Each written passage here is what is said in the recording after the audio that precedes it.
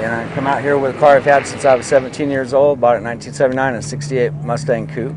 First up, I assembled my own engine and built it's about 12 years old and only about 16,000 miles, so I didn't expect to have problems like this. But coming across country, first thing when we hit Alabama, ended up pulling off the highway and felt like a stumble. Wondered if I had maybe some carburetor icing or something like that because it was a little bit cold. It was pretty cold that morning. And when things didn't mellow out a little bit, I threw a vacuum gauge on it and it was shuddering away like crazy and figured it was a broken valve spring. So we ended up at Livingston, in Livingston Auto Parts, looking for some tools to replace the valve spring. I had carried a few of them with me. And so he didn't have the part that we needed tool-wise, but he started calling all his friends, and they spread out. Other friends were calling friends, and pretty soon they located one in York. It was in York, Alabama. about 12 miles back behind Livingston, and at a Napa store. And so drove back there and got the part. They didn't ask for a deposit or anything. They handed over spring compressor and a tool that we could put compression into the cylinder. And then we drove back. So by that time, I put the car back together enough to drive it another couple blocks to a place that had air pressure and was basically a tire store. Tire shop. And there were some really nice people there had already heard about our troubles because they're friends with the auto parts owners. And so they made a room for me up there to try to get a little bit break from maybe some of the rain that was heading our way and happening. And once these guys got back with the parts, we pulled it all apart and got it back running, and it smoothed up and felt good. So my hopes were, please Lord, maybe that'd be the only time, we're good.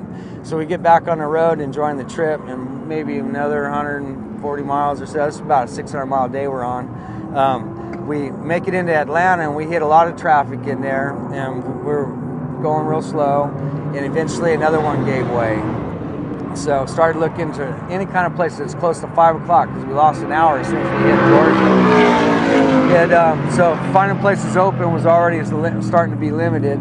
So we ended up at a gas station and talked to a mechanic in there, and he was willing to stay after a little bit, but I'd have to cover his pay. So this time for air pressure, it cost me $90 for maybe 15 minutes worth of gas pressure. But I was still thankful.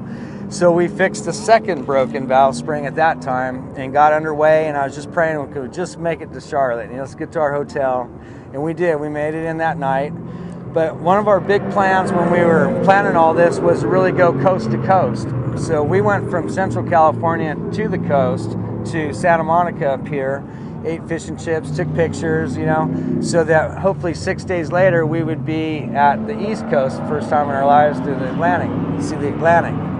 So I wasn't really willing just to stay put at the hotel and hop in my friends' back seats. I wanted to take my car real bad, kind of a gamble. So we did. So we made it into Wilmington, had some great pictures taken along the North Carolina battleship North Carolina. And then we made it to Myrtle Beach and ate lunch. Everything was holding together, seemed fine. And maybe about 60 miles out of Myrtle Beach, ended up getting on the CB radio again and telling everybody I got a problem again. And so now we're really middle of nowhere. Yeah. You'd see a church once in a while, or plenty of homes here and there, but not much businesses that looked like they'd have any help. So we ended up, I seen what looked like a used car lot, small lot though, just in front of a home. And off to the side, I saw a Dodge Coronet, looked like a nice hot rod, Chrysler. And I saw 3 guys standing out around it, and I thought, these guys work on cars. I'm going to pull over and see if I might be able to get some help.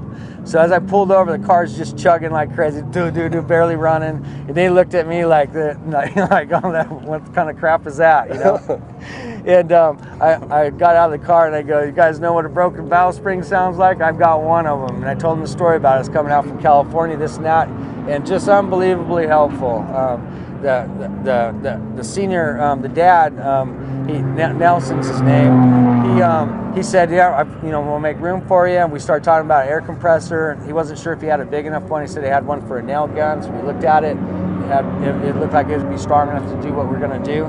So they ended up just chatting with us. And towards the end, I was saying, well, I'm almost finished. I'm trying to get out of your hair here. Oh, you're not in our hair. We enjoy the company. This is a pleasure to have you guys stop.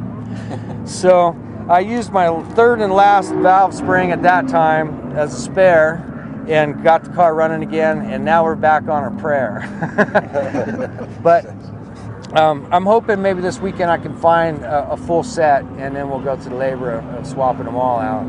But yeah, we've had a great time, never gave up hope. Spirits are high, and we want to repeat this in 5 years. It was pretty cool. Before we took off, we all met for lunch, and we made a list of like, okay, who's going to take the spare tire, who's going to bring the floor jack, you know, because we have, you know, Mustangs have limited Pack space. So, you know, Kurt brought the tools, and Hank brought some things, and I brought the floor jack and the jack stands, and John brought some things. So that way, you know, we had room enough to get everything, and we pretty much had everything covered if something happened. So when I called Hank up and I said, hey, they're doing this Mustangs Across America to Charlotte in 2015. Would you be interested in going? He goes, yeah, I'm right there. And he goes, and I'll call Kurt. Kurt will probably want to go too.